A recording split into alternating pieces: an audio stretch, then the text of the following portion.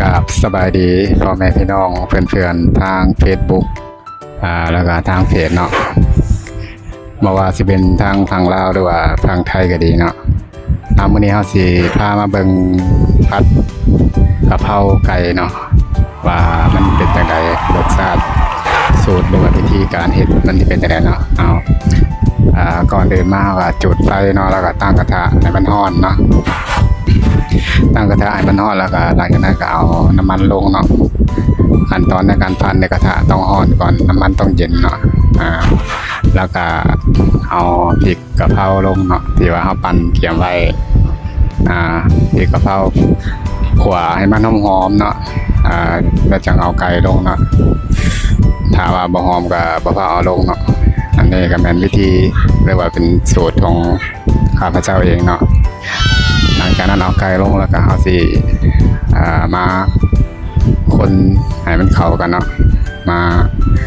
คนไปเรื่อยๆแต่ว่าเท่าไก่สุกหมดแล้วเนาะผัดกะเพราไก่นี่บางเทื่อก็สิเป็นไก่บดมาเนาะแต่ว่ามื้อนี้สิเป็นไก่ชิ้นมาเป็นชิ้นใหญ่เติมเนาะที่เขาหั่นมาให้แต่ตลาดพุ่นแหละที่ว่าทางครัวเพิ่นให้เฮาเฮ็ดกินซุเพิ่นเนาะซุเพิ่นกินนั่นแหละแต่ละมื้อแต่ละเว้นเนี่ยก็ต้องแม่นข้าพเจ้าเองเนาะเป็นผู้เฮ็ดกินให้เพิ่นมันจะมี2คนเนาะผลัดเปลี่ยนกันมีอีกคนหนึงต้มแกงแล้วก็ผู้ขาเนี่ยเป็นฝ่ายผัดแล้วก็หลังจากนั้นสิมาปรุงเนาะเบาหลายอย่าให้ห่างเนาะปรุงใส่น้ำปลาน้ำมันหอยแล้วก็แป้งนัวชูรสเท่านั้นแหละเนาะแล้วก็น้ำตาลตามด้วยซอสฝาเขียวเนาะทางบ้านเฮาอาจสิบ่ปรุงคือกันเนาะเพราะว่าอาจจะบ่มีเครื่องปรุงที่ว่ายุ่งยากกว่านี้เนาะส่วนหลายทางบ้านเฮานี่สิมีแต่ปลาแดกแป้งนัวแล้วก็เกลือแค่นั้นเนาะรสดีแค่นั้นชิมเบิ่งเนาะชิมเบิ่งแล้วก็ถ้ามันแซ่บแล้วก็โอเคแล้วก็เอาใบกะเพราใส่เนาะใบกะเพราใส่เนี่ยเฮาสิใส่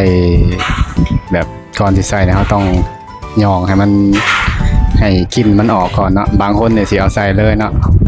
มันอาจสิบ่หอมเนาะในการผัดกะเพราเนี่ยต้อง